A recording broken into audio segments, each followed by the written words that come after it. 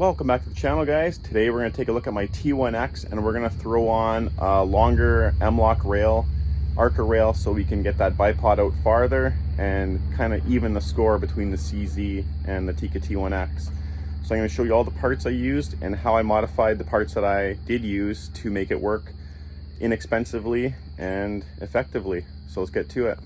So all the parts that we use can be found on Amazon. It's just the easiest way to get stuff like to your house within a few days or a day.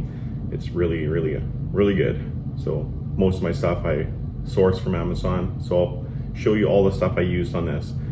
So first off, of course, you need your bipod. For in this case, I used the carbon fiber 6-9 bipod, factory bipod, and it comes with the quick detach Picatinny rail adapter with the swivel sling mount that you will need to make this all work. There's probably other ways to do it, but this is the easiest way that I found to do it, and I did the exact same thing on my CZ457 LRP that you guys all know from this channel. So second off, we need some kind of an Arca rail, and my rifle with this stock has the M-LOK system on the bottom, so I sourced out an M-LOK rail. Cost about $100 Canadian. So for you Americans, it's probably like $65 or so, something like that. And it comes with all the mounting hardware and the Allen keys to do everything. So basically a complete kit. And then you'll need the Arca clamp that slides on that you're gonna mount your bipod to. So once you have that, once you have all your parts, we can get to manufacturing our DIY Arca Swiss quick disconnect bipod. So let's get to it. This is how we do it. So here I have the swivel stud out of this little mount thing here. And I put everything back together just because if I ever need it for something, I have it. And now we'll find a drill bit, the appropriate size to bore the hole out to the diameter of this pin. And we might have to recess it a bit so it doesn't hit the Arca rail from the top here. So we'll do that next and I'll show you what I came up with. A few moments later.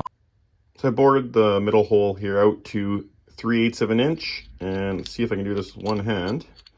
But boom, and it's totally flush.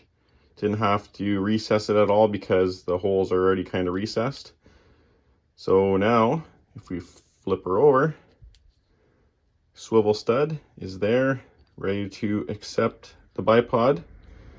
And then this will be a quick disconnect bipod system with the 6-9 carbon fiber swivel and whatever bipod I use on both my CZ and now my Tikka T1X. That's how I inexpensively made a quick detach bipod system for my T1X. Now there's the finished product. So we have the new M-LOK rail installed and the bipod fastened to the rail with the quick disconnect.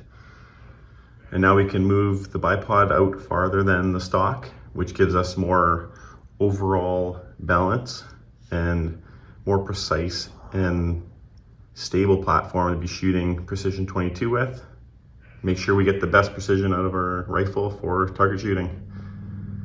Hope you guys enjoyed this video. Please like, comment, subscribe, and follow for more. Take care, guys. See you next week.